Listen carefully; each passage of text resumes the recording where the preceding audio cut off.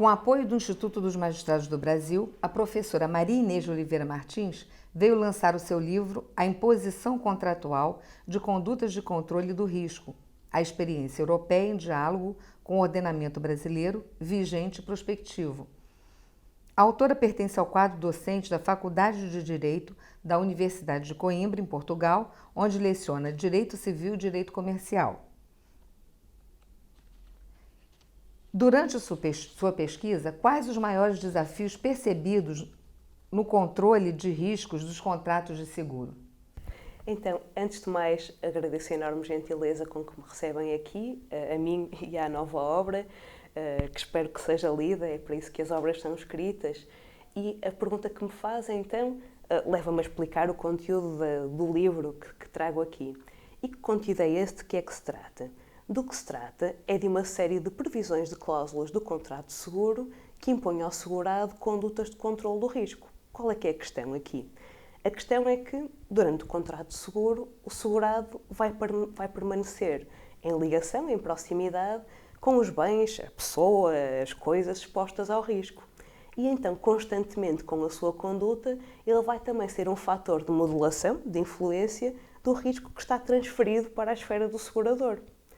Ora, por causa desta proximidade, no fundo, e desta influência do segurado sobre o risco, já desde há muitos séculos, que se vem prevendo nos contratos uma série de deveres de conduta que, no fundo, indicam ao segurado como é que ele se deve conduzir em relação a esses bens e, se ele não se conduzir assim, tem por consequência o segurador recusar-se a cobrir. Isto é um pouco a origem histórica destes deveres, ou as suas primeiras materializações vêm daqui. O que é que acontece com isto? Quando o segurador diz que, se não for cumprido certo dever, ele não presta, está ao mesmo tempo a dizer que, em certos casos, não cobre. Portanto, que o contrato não vai produzir os seus efeitos normais. Por causa disto, esta questão ou estes regimes já suscitam preocupação junto dos legisladores e vêm sendo regulados de um modo cada vez mais denso ao longo do século XX. Essa cada vez maior densidade e esse percurso que eu faço em relação ao direito europeu corresponde sensivelmente ao primeiro terço desta obra. Portanto, há essa preocupação da parte dos legisladores, no fundo, em compreender esta preocupação do segurador, mas não lhe permitir retirar parcelas demasiado grandes da cobertura, e temos então uma série de normas, como temos também no Código Civil brasileiro, que respondem a essa preocupação, o regime do agravamento do risco, o regime das comunicações dos agravamentos do risco, o regime do salvamento, ou seja, da mitigação do dano. Temos essas realidades, mas o que temos ainda, a par delas, é uma série de cláusulas contratuais pelas quais o segurador impõe ao segurado vários deveres específicos, em função do tipo de seguro em causa, de controle do risco. É desses deveres contratuais que esta obra trata. E trata em que sentido? Trata, então, nenhum código, nenhuma lei esgota a realidade, os seguradores continuam a ter os seus contratos muito densos, como sabemos, não é, muito volumosos, e em que, no que toca a estes deveres de controle de risco, prevêem uma série de deveres especiais, e a questão é que os legisladores não conseguem regular todos os deveres que podem surgir, mas têm muitas vezes normas que são normas filtro ou normas tampão para estas possibilidades. O que é que eu faço aqui? Faço aqui um pouco um percurso sobre essas normas tampão, sobre as várias soluções que têm sido dadas nos ordenamentos europeus a estas questões, da criação por contratos destes deveres de controle do risco. Só para não falar em termos tão abstratos, penso no caso de um segurador que impõe ao segurado que instale extintores, que instala uma fechadura blindada na porta, que apenas transporte valores em carros com certas especificações de segurança e, se assim não for, irá recusar-se a cobrir o seguro. Portanto, é disso que estamos aqui a falar. Eu faço esse percurso em relação aos ordenamentos europeus e depois tento apontar aquilo que seria uma solução para o ordenamento brasileiro, analisando o modo como estas questões têm sido tratadas e, no fundo, baseando-me um pouco na figura dos contratos de adesão, porque o seguro é tipicamente um contrato de adesão. Tudo isto foi um preâmbulo para responder à pergunta, porque é uma pergunta que nos dirige ao coração da obra e custou-me ir diretamente para lá sem dar este contexto. Tudo isto serve para respondermos à questão de qual é que é a maior dificuldade que se encontra, e ela tem realmente que ver com essa natureza do contrato de seguro, natureza, ou seja, essa sua manifestação, que é de aparecer na prática tipicamente como um contrato de adesão. Um contrato que já está pré-feito pelo segurador, que é quem conhece o seu negócio, quem sabe em que termos é que se dispõe a cobrir o risco. Então, tipicamente, o contrato de seguro, como os contratos de prestação de serviços financeiros em geral, surge ao segurado como um contrato pré-feito. E ele apenas adere ou deixa de aderir, portanto, apenas olha para as questões que são para ele fundamentais no contrato, que é preço, quanto é que vai pagar pela cobertura, qual é o risco coberto. Se tiver um pouco mais de experiência, poderá olhar para as franquias, para a parte do risco que o segurador não cobra em termos quantitativos, mas pouco mais, e limita-se a comparar as ofertas no mercado com base nesses elementos, até porque não teria tempo. É um problema dos contratos de adesão, ninguém tem tempo para ler todas as ofertas que há no mercado e para compreender o seu alcance e para escolher a melhor oferta de um modo total, cabalmente esclarecido. O mercado não funciona assim. Então, qual é que é a maior dificuldade que se coloca a este respeito? A respeito destas cláusulas de controle do risco? É que o segurado, muitas vezes, apenas toma conhecimento delas depois de um sinistro acontecer, ou seja, no momento da contratação, como acontece no contrato de seguro e acontece em relação a muitos destes contratos urgentes por adesão, os sujeitos não conseguem conhecer em pormenor o conteúdo do contrato.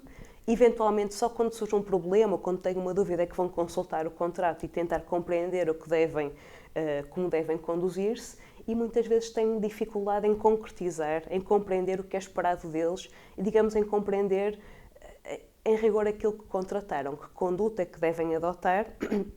E muitas vezes também, digamos que os contratos podem ser demasiado restritivos, demasiado, digamos assim, exigentes em relação à conduta que os segurados devem adotar. Eles podem já ter atuado de um certo modo, que é o modo deles natural de atuar, e isso levá-los a perder cobertura. Portanto, o que encontramos, no fundo, ou as grandes dificuldades que se encontram aqui, são dificuldades de transparência. Um sujeito contrata um contrato de seguro para poder planificar-se economicamente, saber que se acontecer um evento incerto, o segurador vai suportar as respectivas consequências económicas, e podem, afinal, ter dificuldade em saber em que termos é que essas consequências vão ficar cobertas, porque há certas condutas que têm que adotar e que não lhes estão claras, não lhes estão evidentes. Quais são as principais diferenças e pontos em comum entre o ordenamento europeu e o brasileiro sobre a regulação no setor de seguros? Então, na Europa, portanto, nesta questão, como em muitas outras, nas questões contratuais em geral, temos várias tradições jurídicas, muito diferentes entre si, e há alguns esforços de diálogo ou de aproximação. Temos esforços verdadeiramente ditos de harmonização ou de uniformização mesmo, mas em setores mais delimitados, no setor de direito do consumidor, por exemplo. No caso de contratos em si, portanto, tipos contratuais, nós não encontramos essa harmonização ou uniformização. O que encontramos são tentativas académicas de propor um modelo para regular um certo contrato. Isto para dizer o quê? Para dizer então que comparar a experiência brasileira com a experiência europeia é falar de uma série de experiências diferentes europeias, podendo ter em mente ao mesmo tempo um modelo que surgiu, mas é um modelo académico, não é vigente, ainda está a ser discutido. Agora, com a questão do Brexit, também não é uma questão propriamente prioritária. Portanto, mas um modelo académico que surgiu de regulação do contrato de seguro. No fundo, é uma pleia de realidades de um lado e outra realidade do outro que podemos comparar. Mas o que é que eu salientaria perante este pano de fundo? O que eu saliento, talvez, é que nos ordenamentos mais centrais europeus o que nós tivemos e temos tido é o surgimento de leis específicas do contrato de seguro, porque é um contrato bastante sofisticado, no sentido em que tem, no fundo, uma pluralidade de sujeitos que gravitam em torno dele, é um contrato que tende a ser duradouro, portanto, a desafiar o paradigma, não é? O paradigma da regulação de um contrato é compra e venda, que é um contrato instantâneo, um contrato simples de entender, tudo que é um contrato duradouro e um contrato de serviços, portanto, cria dificuldades, e essa sofisticação do contrato de seguro quanto aos seus sujeitos e quanto ao seu objeto, tem levado a que ele seja objeto, que sobre ele incidam leis especiais. Isso acontece já há muitos anos no ordenamento francês, no ordenamento belga, no ordenamento espanhol, portanto a lei que vale agora é dos anos 80, mas o que temos tido é a renovação ou então o surgimento de leis específicas do contrato de seguro, para tentar também criar um sistema mais transparente de regulação. Ordenamentos que ainda retenham no Código Geral, no Código Civil Geral, a regulação do contrato de seguro, ocorre o italiano, é o exemplo mais evidente, mas essa regulação vem dos anos 40, não é? Vem da altura do Código Civil. Nos restantes ordenamentos que mais frequentemente dialogam com o nosso, estou a pensar no espanhol, estou a pensar no francês, no belga. Teve agora uma renovação da lei em 2014, mas já tinha uma lei especial. Essa renovação não trouxe grandes alterações de conteúdo. Estou a pensar no alemão, que já tem uma lei de contrato de seguro muito celebrada desde 1908 e foi alterada em 2008, mas, ou seja, sempre com essa existência de um ato específico. O ordenamento austríaco tem uma lei que ainda provém da altura da anexação alemã, nos anos 30, no contexto da Segunda Guerra. Portanto, também tem uma lei especial. A lei suíça-alemã também é muito famosa, do início do século XX. O ordenamento inglês, que é um ordenamento avesso à lei, teve o Insurance Act de 2015, onde sistematizou uma série de normas incidentes sobre o contrato de seguro. Então, temos a tal lei modelo académica sobre o contrato de seguro, que digamos, o fruto de trabalhos de direito comparado, que visa propor aquilo que poderia ser uma lei que unisse várias tradições. Isto para dizer então que a maior diferença que encontro talvez entre essa tendência europeia e o ordenamento brasileiro é a existência, no caso da maioria dos ordenamentos europeus, de uma lei específica do contrato de seguro, enquanto que cá, no fundo, há uma escassez maior de disposições que cria dúvidas, não é? Face a essa sofisticação do contrato de seguro, e nós estamos aqui a falar do contrato de seguro, mas há muitos subtipos, há muitos tipos de contrato de seguro, todos eles com muitas especificidades, e por isso, para atender a essa riqueza, o facto de haver poucas disposições legais gera sempre dúvidas, não é? Gera mais incerteza. Isso seria o ponto fundamental da diferença. Na prática, que cuidados o segurado deve ter ao contratar um seguro? Tudo isso, essa questão prende-se novamente com aquela que aludi a propósito da primeira pergunta, que é a questão do modo como o contrato de seguro surge no mercado. Surge como um contrato de adesão. Nós vivemos imersos num contexto de contratos de adesão, todos os dias celebramos uma infinidade de contratos na esfera digital, de contratos também de prestação de serviços. Portanto, temos bem presente esta realidade e as dificuldades que ela levanta. E isto também está presente no contrato de seguro, porque ele tem toda essa densidade e uma densidade que o segurado comumente não tem a ocasião de analisar. Quais é que são os alertas ou os cuidados que devem ter os segurados? Aquilo que é racional pedir a um sujeito que contrate, e tenhamos mais uma vez em mente o que acontece no mercado digital, não é racional pedir a ninguém que leia todos os contratos que celebra. Ou há um estudo já de 2007 sobre o número de horas que se perderia por ano a ler todos os contratos que se celebra, e é uma infinidade, eu não tenho presente o número, mas nem o tenho também porque já é 2007, vão 11 anos, é muito tempo para o modo como os serviços digitais se tornaram presentes na nossa vida. Isto então para dizer o quê? Não seria um bom conselho dizer ao segurado leia os contratos todos que há no mercado e escolha a melhor oferta. Não há tempo, pura e simplesmente. O que é o segurado deverá fazer? Deverá ler aquilo que é central, no fundo, num contrato de seguro, aquilo que mais diretamente o interessa, que serão questões de preço, ver a dimensão das franquias, ou seja, a parte quantitativa do dano que o segurador não vai suportar. Tente ver as cláusulas de exclusão, que muitas vezes estão as mais destacadas, mas compreender o seu alcance não é fácil para um segurado, nem que não seja um leigo, muitas vezes. Compreender o que é que exatamente na realidade aquela cláusula significa. E por isso que eu recomendaria era, por um lado, estas cautelas informativas, mas por outro, ter a noção dos seus direitos.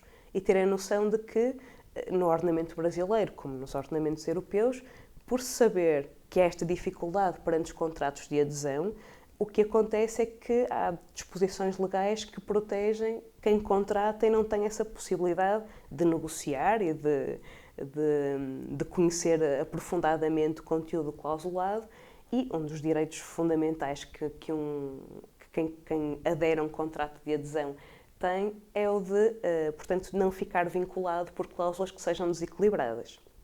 Tudo isto, atenção, eu estou a chamar a atenção para os cuidados que deve ter um segurado, mas nada disto serve para demonizar seguradores. Os seguradores quiserem ter um modelo de negócios sustentável, e acontece agora, vemos isso muito no mercado europeu, iniciativas também de reprovar quase diretamente um segurador, chamando pelo nome, que tenha mais práticas de mercado. Portanto, para um segurador ter mais práticas de mercado não é uma boa estratégia a médio prazo, nem a longo prazo, nem eu quero generalizar. Mas, no fundo, portanto, estamos a ver a questão pelo lado da patologia. Quando surge uma patologia, quando surge um problema, vimos que há um risco dele surgir. Quando surge um problema, o segurado então deve estar alerta para os seus direitos e deve saber que, se essa cláusula for desequilibrada, em particular no contrato de seguro, que é um contrato que quer obviar a uma situação de incerteza, permitir a um sujeito planificar-se, cláusulas que criem falta de transparência, que esvaziem as circunstâncias da transferência do risco, poderão ser cláusulas consideradas abusivas.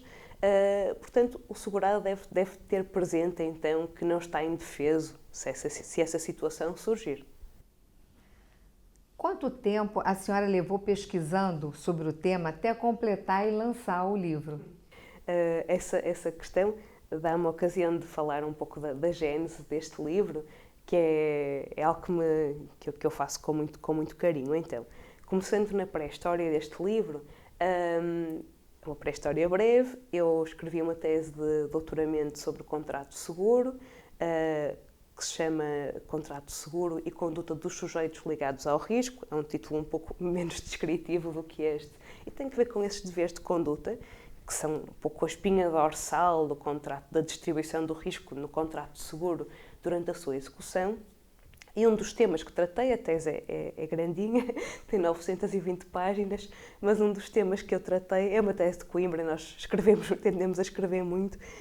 Um dos temas que tratei tratei dos regimes legais, tratei da sua fundamentação e tratei também da questão de saber quando é o contrato a prever deveres de conduta, portanto, qual é a resposta, qual é a sua regulação, qual é o seu enquadramento.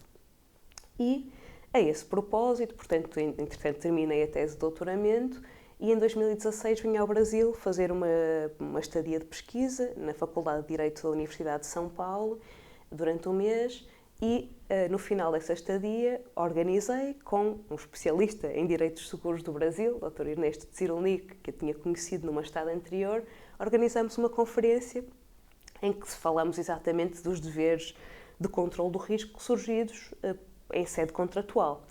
E essa palestra, até por questões de tempo, abordou apenas a parte de direito comparado. No fundo, portanto, o que é que se podia, quais eram as grandes linhas que ressaltavam quando se olhava para a evolução da regulação desta matéria nos vários ordenamentos europeus. Surgia dali uma tendência que fosse descortinável? Que tendência era essa? E a palestra teve isso por objeto, e isso corresponde ao primeiro terço deste livro. Entretanto, poucos meses mais tarde, acabei por voltar ao Brasil, a convite do Dr. Ernesto Cyrulnik, para dar um curso breve sobre direito do seguro, e a primeira aula foi exatamente sobre a questão do agravamento do risco, que está relacionada com estes deveres de conduta. Para preparar essa aula, eu retomei o diálogo com o texto que tinha servido de base a essa palestra e lancei-me à análise do direito brasileiro e, portanto, da regulação que era dada no direito brasileiro a essa matéria do agravamento do risco e, portanto, aos deveres que surgiam por contrato, às normas que valiam nessa sede. E então, do texto que serviu de base a essa aula e do texto que surgiu de base a essa palestra, da sua fusão num todo ordenado, surge este livro, que tem 1/3 de direito comparado europeu e 2/3 de direito brasileiro. E dizia eu que é um tema que me é grato porque toda a história deste livro surge associada à amizade, no fundo. Portanto, surge de uma palestra que foi dada a convite de pessoas de quem fiquei, entretanto, muito amiga. Retoma-se a história deste livro a propósito de aulas também que ministrei E o próprio conteúdo deste livro, para mim, é uma história afetiva, porque foi o meu primeiro mergulho sério no direito brasileiro, enquanto objeto de direito comparado, e há que o compreender, há que perceber qual é o papel da jurisprudência, que é muito forte, é muito decisivo. Não se compreende o direito brasileiro sem ler muita jurisprudência.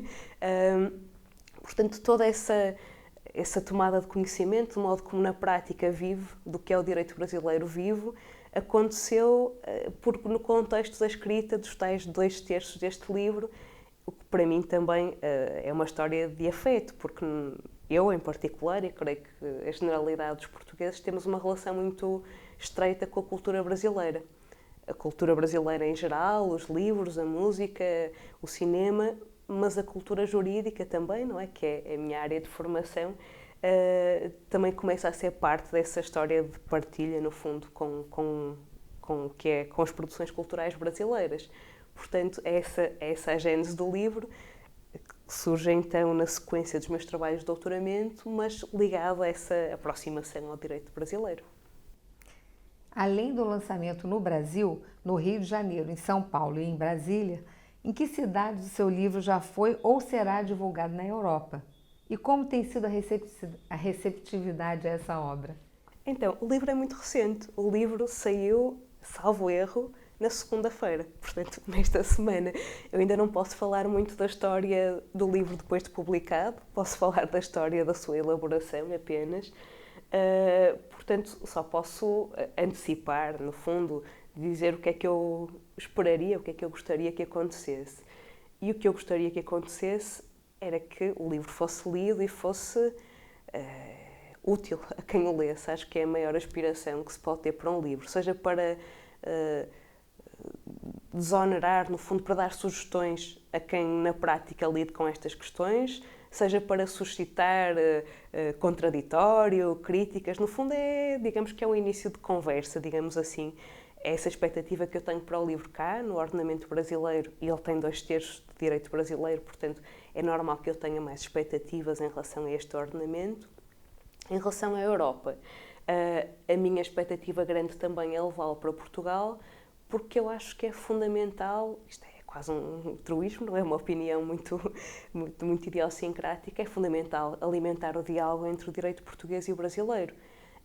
Sempre foi, e olhando talvez para o contexto atual, neste momento em que é tão visível a quantidade de estudantes do Brasil que temos em Portugal e que acolhemos, e estudantes, é isso, muito empenhados, muito bons, e que vêm, hoje em dia, a vida é um pouco móvel, não sei se ficarão em Portugal, se voltarão ao Brasil, então esse diálogo, esse hábito de olhar para um lado e para o outro, e manter os dois lados, portanto, presentes, focados, ou seja, os dois direitos, o português e os outros direitos europeus e o brasileiro, esse hábito acho que é fundamental. E por isso a minha expectativa para este livro, que é um livro escrito em português, portanto, tendencialmente terá um público lusófono, é que ele em Portugal seja parte desse diálogo de direito comparado e que possa ser útil para manter esse olhar focado nos dois direitos, esse olhar, digamos assim, irrequieto, que é o olhar fundamental de um cientista, e eu espero contribuir para ele. Professora, a senhora gostaria de acrescentar algo? O que eu gostaria de acrescentar é, no fundo, aquilo com que comecei, que é o meu enorme agradecimento pela gentileza com que me acolhem, a mim e ao livro, e dizer que para mim é uma grande alegria, no fundo, estar aqui. Muito obrigada. Muito obrigada. O IMB agradece. Obrigada.